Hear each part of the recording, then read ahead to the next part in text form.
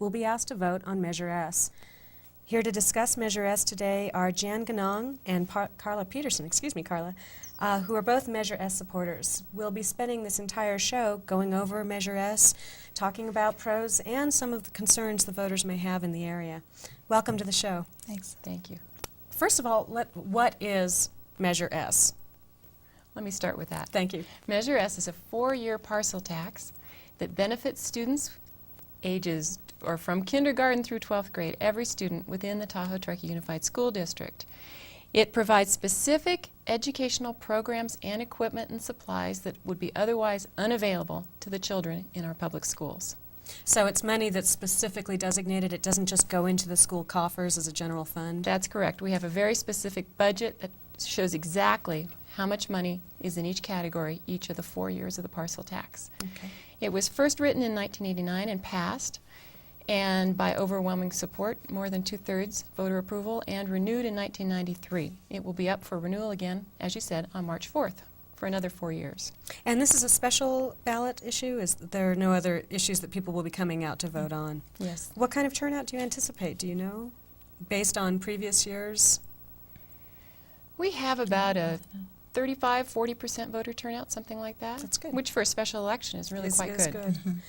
You mentioned the school-age children that benefit from Measure S. Are there any children in the area that would be excluded from that? For instance, homeschool children or private school children? Is this specifically for children in attendance in the public schools in our district? Yes, it is. This is for students attending the Tahoe-Truckee Unified School District. The only kids that are involved in a homeschool program that do benefit from Measure S are the children who participate in that homeschool program through the school district, not private homeschool programs. There is a difference. Okay, thank you. How much does Measure S raise, or how much are you looking for this Measure S to raise, I should say? Well, during the last 8 years, Measure S has raised about $1.6 million each year for programs and equipment benefits that go directly to the children. And if Measure S passes this March 4th, we're going to be looking at raising about $2 million each year for those same programs. The additional funds are needed in order to maintain and continue doing what we have been doing, which is what the community has told us they believe our children really deserve and want. The additional funding is due to the fact that we have about a 40% or greater than 40% increase in the number of students attending our schools since 1989 when this first passed. And in addition, in those 8 years, there have been inflation and cost of living increases as well. So we need the funds that we're asking for to be able to maintain what we're doing, not to really add any new programs. That's correct. Okay. Yeah. Jan, why do we need Measure S? Why are our tax dollars not enough? Because of, well, the state funding that we get in California for education is very, very low. We rank right now 41st in the United States for the amount of money we spend on children. And when this first passed in 1989, we were at about 33rd in the U.S. And we have since that time slipped to 41st, and that's even with what the state has given us this year in money for reducing class size. So there simply isn't enough money to do what our community believes is provide a comprehensive education for our students. And with Measure S, we've been able to do quite a number of things. We've been able to give computer labs and computer instructors, academic and electives enhancement at the high schools and middle schools, library services and librarians, science equipment, vocational education equipment, classroom supplies, music programs, nursing and counseling services, safe playgrounds and transportation in the past, and physical education programs in our elementary schools. So the reason we need Measure S is to be able to provide and continue to provide those things. Okay, so there's a lot of different things that Measure S touches on then, a lot of different programs. What sets us apart from other communities? Are there other communities putting out measures that are similar to this? There are other communities that have passed parcel-type taxes that believe that locally we can make a difference if we pull together and direct our money locally. But there are many districts in California that don't have this kind of local funding. And I personally know some people that have moved to our area because they've said, we don't have music in our schools. We don't have librarians. We don't have staffed computer labs with instructors. And they've wanted to move to our area because we can provide those kind of things. So it certainly isn't universal throughout the state of California. And have we been setting ourselves apart then from the rest of the schools in the state of California? Have we seen an impact from Measure S, a positive impact in our student? Oh, absolutely. Our children have music programs that high schools throughout the state of California are lacking. We have libraries, we have nurses, and we have counselors, but a lot of different programs and personnel are in place in our school district that are missing from other schools in California. I know we put a lot of money into science departments in this last 4 years, and that enabled us to provide really up-to-date equipment and supplies that made a real difference in science labs. And I know that a lot of kids have talked about this, what kind of a great science lab they have. There's been instruments bought for the music programs. There's classes, college preparatory classes, and vocational education kind of programs that now have up-to-date equipment, modern equipment. Things can be maintained. So I think we're just really advancing the students in all areas. And again, these are programs that otherwise, without Measure S, would not be available. That's right. They That's weren't correct. available before it passed. And Have we seen any kind of outcome in terms of test scoring or anything like that that sets us apart from other districts? Or I think that our SAT scores are higher than the state average, and I think that later when our superintendent joins us, that he can talk a little bit more about those issues. Great. Yeah, and we will be having Great. Vince Deveney here later on, and he can address those specifically. Good. Okay, we're going to take a brief break right now. We'll be back with Jan Ganong and Carla Peterson. We're going to come back and speak more specifically about the individual programs that Measure S supports and funds, and get in depth into those a little bit more. Thank you for joining us on Truckee Talks. We'll be back in just a minute.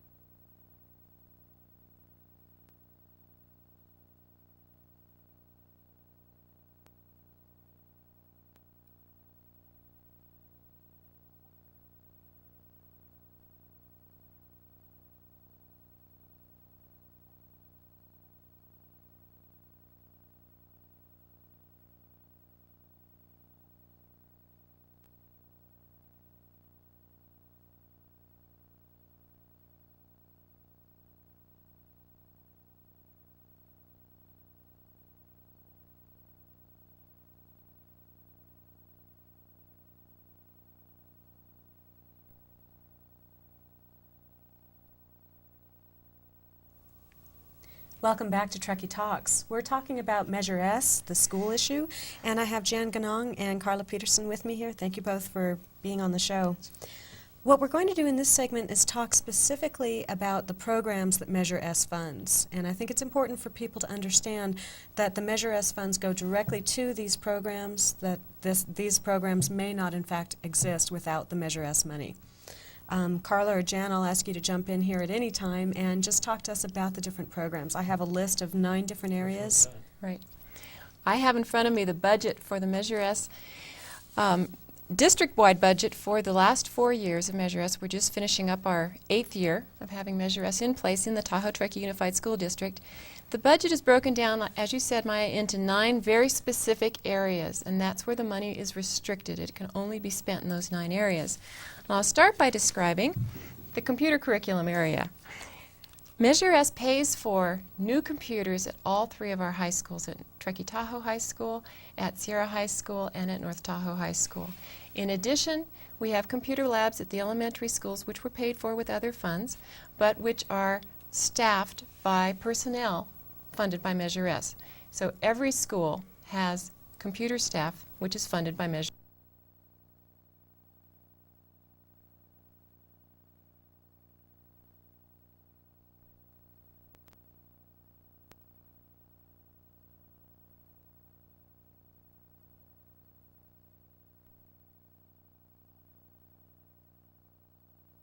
Anyway, it's a beautiful lab, and it's one of those shining stars in the school district that we're really proud of. It's hard to think anymore of computer curriculum being elective in this day and age when It's true. we really need computers to get by and get And it's through. wonderful to see how at the elementary level, I have twin boys that are in 3rd grade, and they already know how to do more on the computer than I do. And they're getting this at school because they have a computer lab and they have instruction at least once a week, and they really look forward to it. That's So great. it's great to see them starting so young. Right, and the high school classes are not just keyboarding classes, but they're internet access, they're doing research, they're doing email projects with other schools around the country, and the research tool as well as the writing tool that these kids are developing have been really wonderful. Okay, so that's area 1. Right. Okay. Okay, another area in which we provide funds is for academic programs, or it's called academic enhancement. And that was to be able to provide more academic courses and electives to our students at the middle school and high school. We have been able to do that at Truckee Tahoe High School over the last 4 years at a tune of about $168,000 has gone to those kind of programs. I'm taking that from the Measure S 4-year budget that the Citizens Review Committee has put together. And some of the areas this year, it sort of changes every year in terms of what exactly are being offered in terms of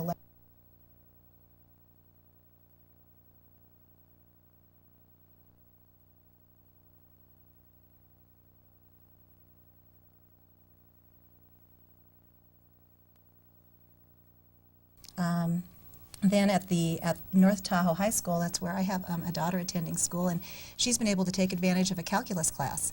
And you know, one of the problems that we have with some of these college prep classes when there's a very small number of students taking them is that we can't provide them, and that makes it difficult for them in terms of entering college if that's where they want to be. And so a calculus class has been offered. This year Spanish 4 is offered. A computer lab instructor, some of her time is paid for through Measure S, and a journalism class. So both college prep and elective classes are being offered there. The other area that we've really impacted was in the science department.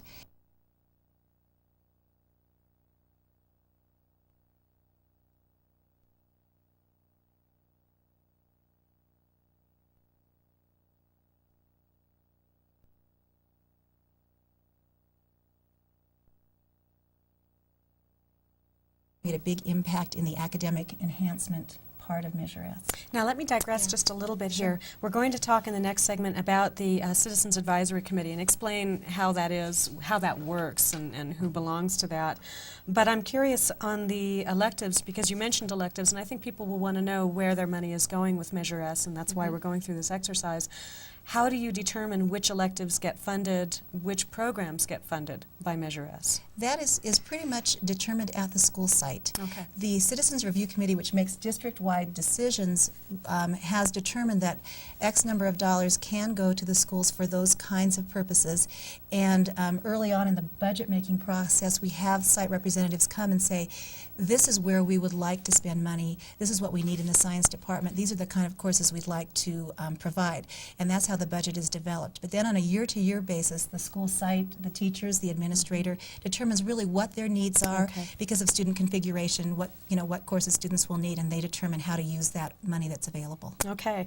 We've covered computer and academic, and we just have a couple of minutes left, so we have 7 more to cover. We'll have to do that kind of All right. briefly. The next one was library.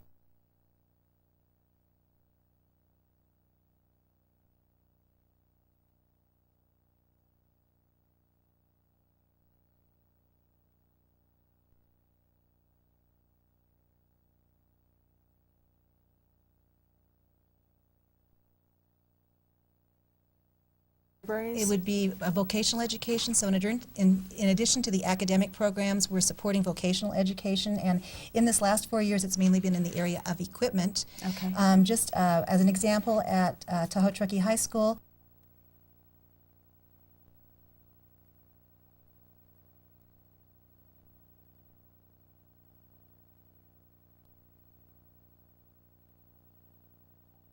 There's also music fund.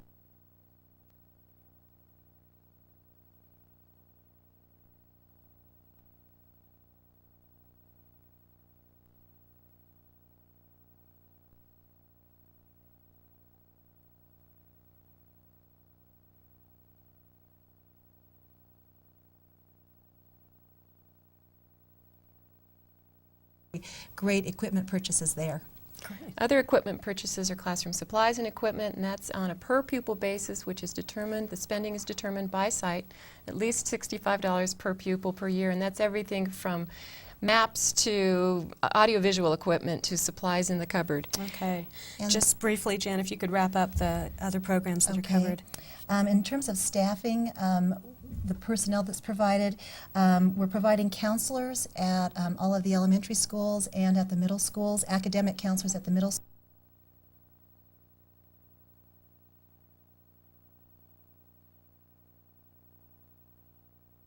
Entry level. Okay. And then a full-time nurse is also provided in for the district-wide services. Okay. We haven't been able to touch on everything, but maybe that's the good news. Measure S certainly looks like it's going in a lot of different directions as far as funding a variety of programs and services for the students. When we come back, Vince Deveney, Superintendent of Schools, will join our panel, and we'll be talking about maybe some more tough issues related to Measure S, some of the questions that have come up in our community surrounding this issue. Thank you Great. both for joining us, and we'll be back in just a minute.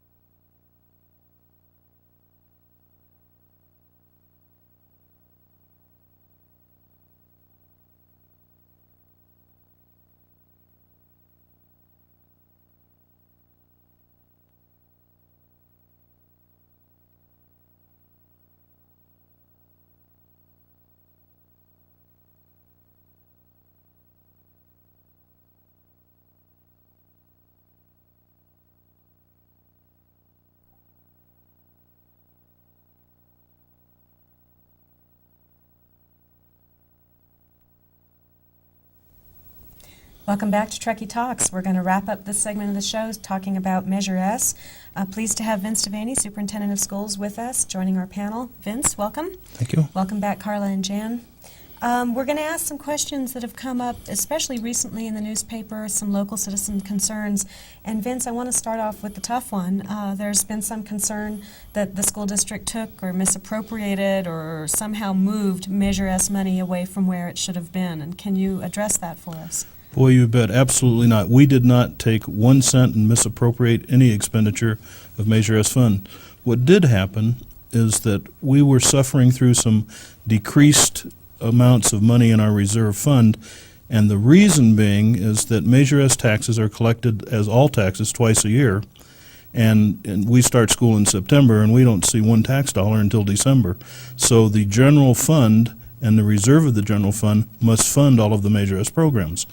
And due to the fact that we had a lawsuit settlement, we had a roof failure, we had a school opening of the new Glenshire School, our reserve fund, required to be 3% by the state of California, started to dwindle. It seemed to me that the prudent thing to do would be take the funds that were not spent in the previous 6 years, called carryover funds, and simply hold them till the end of the next fiscal year, or the end of the fiscal year before we distributed them, thus not causing us to borrow money to pay for a program and charging more money against Measure S. The ongoing program was never affected. It was simply the fact that we held the carryover monies and didn't release them till the end of the year. They've all been released. They're all at the school sites. Most of those monies have now been encumbered by those sites, and whatever they have chosen to buy will be purchased in the course of this year. So, Was there ever a danger of not being able to replenish that? never, Okay. never. And carryover money is Measure S money that didn't get spent? Was not spent by the site in the previous 6 years. Okay. Some they were saving to buy some particular thing in the 7th or 8th year, and that money was sitting in an account, and we simply said, this is part of the account we will not spend, to show that we had a 3% reserve. Great. Okay. Could I also add to that the Citizens Review Committee, which is the volunteer citizens and teacher administrator group that meets with about Measure S, was opposed to the holding of money or the freezing of money, making it temporarily unavailable. We were very aware that there was a need at the district level, and no money was ever taken or expended. It was simply held for a period of time. But we were opposed to the holding of that, and so the committee drafted some policies saying that Measure S money in the future could not be frozen, that this carryover money would always be fluid and available. And those policies were taken to the school board.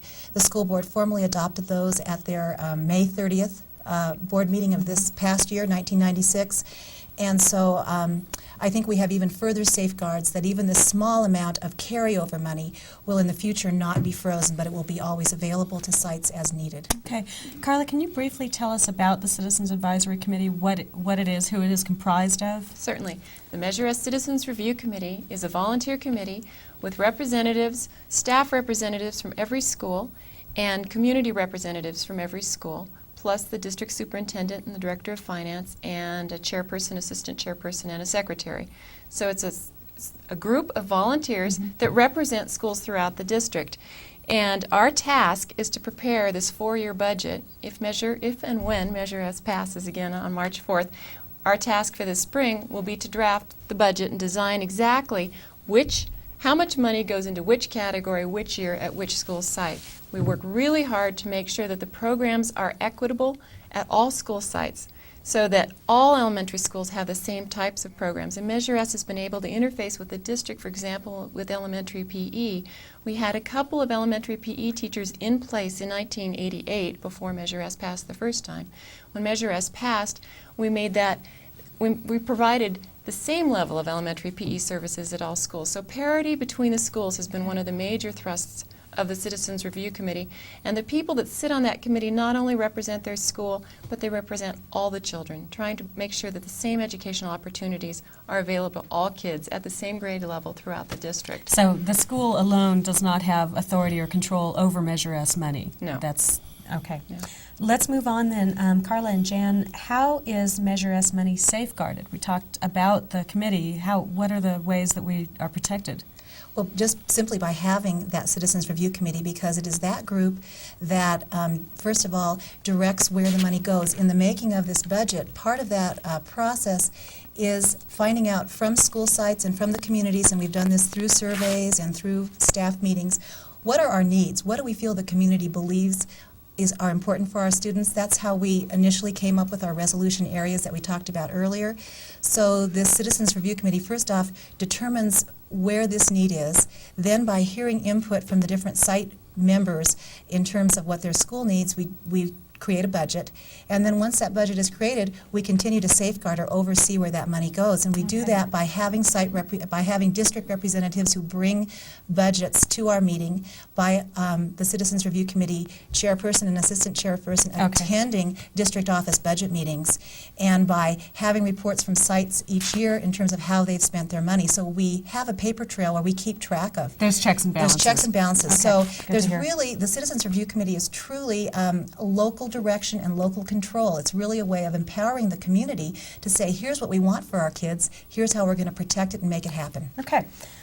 I've heard some input in the community as far as our schools, the high school, the local high school receiving awards for achievement awards and excellence. If the schools are fine, just the way they are, why should I support Measure S? What is Measure S going to enhance or change if we're already doing just fine? Let me address that. Maya, the reason we're just fine is because of Measure S. Our SAT scores, the Scholastic Aptitude Test, are higher than the national average, higher than the state average. I believe that we have extra opportunities for our kids so they can do that. They can study to take the test, etc. We have advanced placement courses due to Measure S, where students can take advanced placement and get college credit for it. Both of our high schools are distinguished high schools in the state of California. Tremendous criteria to be a distinguished high school, and Truckee High School is a 3-time distinguished high school, and it's a fantastic thing. Both high schools are fully accredited for 6 years. Those accreditations come very tough, and there aren't many schools that get 6-year accreditations. Our schools are accredited. It's a fantastic thing. Golden State examinations. We have more students taking and passing the Golden State examination over the last 4 or 5 years that they've been in existence than ever before. It's a tremendous opportunity for our kids because we have all of those things available. Picture a computer lab with 30 or 35 computers and no teacher. That's what we're looking at if Measure S fails.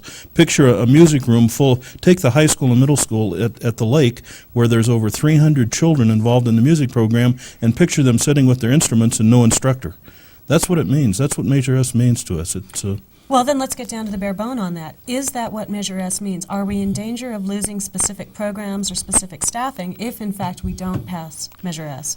Oh, absolutely. If you're talking about the expenditure of staff, about $1.2.5 million in staff will disappear next year.